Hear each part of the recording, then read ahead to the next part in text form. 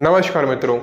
Kerala story केवल एक film नहीं बल्कि सत्य बताता हुआ एक ऐसा ग्रंथ बन चुकी है जिसे पढ़ना प्रत्येक लड़की के लिए बहुत ज्यादा आवश्यक है। ये उतना ही आवश्यक है जितना कि सांस लेना और खाना खाना। अभी कुछ दिन पहले केरला के कैथोलिक चर्च की ओर से भी यही कहा गया था। उन्होंने 10वीं और 12वीं की छात्राओं को प्यार और उससे जुड़े खतरे के बारे में जागरूक करने के लिए यह फिल्म दिखाई।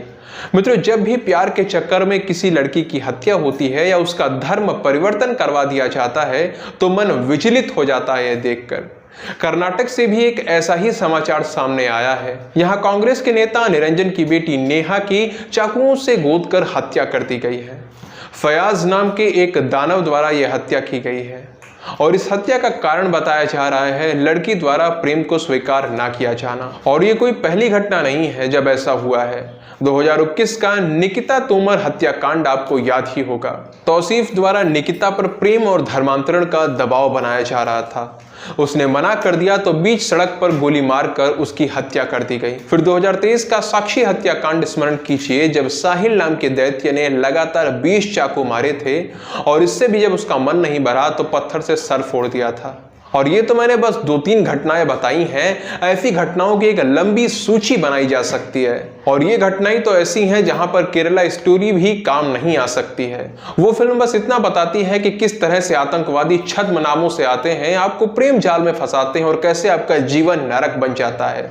हमें चेतावनी देती है, हमें बहुत कुछ सिखाती है। लेकिन यहाँ तो लड़कियों द्वारा प्रेम को स्वीकार ना किए जाने पर उन्हें इस तरह मारा जा रहा है जैसे कोई कसाई किसी निरीह असहाय मुर्गे या बकरे की एक झटके में हत्या कर देता है। इस भयानक समस्या का कोई उपाय सोचना पड़ेगा।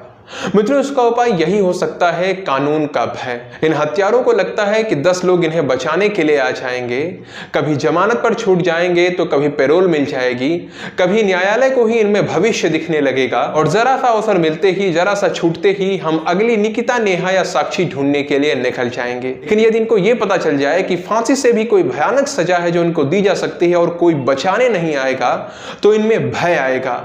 ये ऐसा कुछ करने से पहले 10 बार सोचेंगे। ये सजाएं इस तरह से हो सकती हैं कि इन्हें उसी तरह चाकुओं से गोद गोद कर मारा जाए जैसे कि इन्होंने उस लड़की की हत्या की, या पहले जैसे 2 नारियल के पेड़ों में इधर उधर पैर बांधकर बीच से फाड़ दिया जाता था, वो भी किया जा सकता है।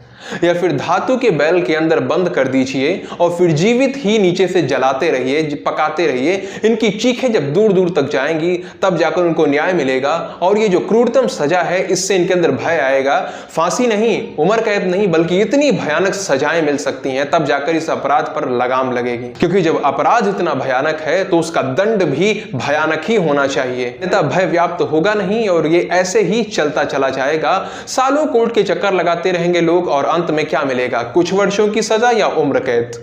और इसके बाद में फिर से कोई निकिता, फिर से कोई साक्षी या फिर से कोई नेहा हमें देखने को मिलेगी जो इन सब का शिकार होती जाएगी। यदि दंड में कठोरता नहीं होगी तो निकिता और नेहाओं को बचाना असंभव है। बाकी इस विषय पर आप क्या सोचते हैं वो आप नीचे कमेंट सेक्शन में लिखकर बता सकते हैं। वीडियो को अंत तक देखने के लिए आप सभी का बहुत बहुत धन्यवाद। जय सिया राम, जय मां।